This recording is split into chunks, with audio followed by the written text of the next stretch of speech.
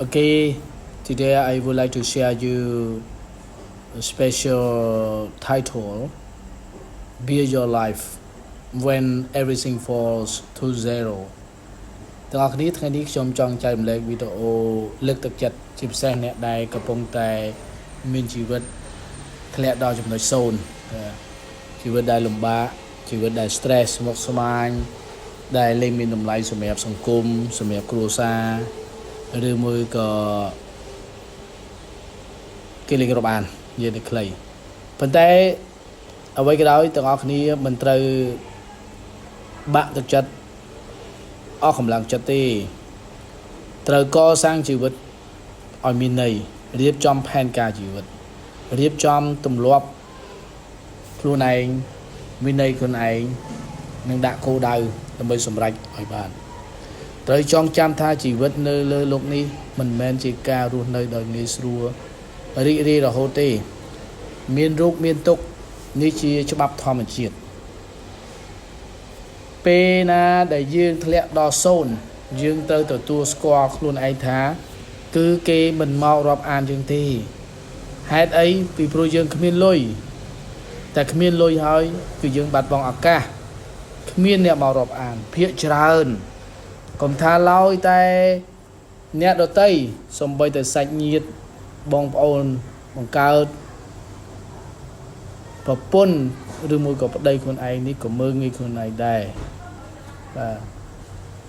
មនុស្សគេមិនរាប់អានអ្នកដោយសារតែអ្វីដែលអ្នកសុបិនទេគេរាប់អានយើងដោយសារតែគេឃើញថាយើងបានសម្រេចជោគជ័យ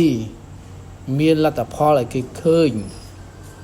ត្រូវចាំរឿងមួយចំណុច0មិនមែនជាចុងបញ្ចប់នៃជីវិតអ្នកទេវាគ្រាន់តែជាចំណុចចាប់ផ្ដើមថ្មីបើអ្នកនៅមានជីវិតអ្នកត្រូវតែមានឱកាស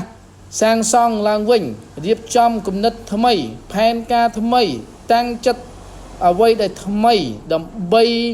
រៀបចំខ្លួនឯងឲ្យល្អប្រសើរនិងមានតម្លៃទទួលស្គាល់ពីសង្គមឡើងវិញសាងចិត្តឲ្យរឹងមាំសាងអនាគតដែលគេមិនអាចមើលរំលងយើងបានកុំរងចាំអ្នកណាមកជួយយើងចាប់ផ្ដើមសាងជីវិតរបស់យើងថ្ងៃនេះយើងធ្លាក់ដល់ចំណុច0មិនមែនថាយើង0រហូតទេយើងនឹងអាចមានការលើ0នឹងចាប់ផ្ដើមចំណុចល្អប្រសើរជាងនេះនៅពេលណាដែលពន្លឺរស្មីនៅតែបំភ្លឺលើលោកី So everyone build your life build your future building your life by yourself is never easy sometimes life will take you to a place you never imagined you would reach when your life drops to zero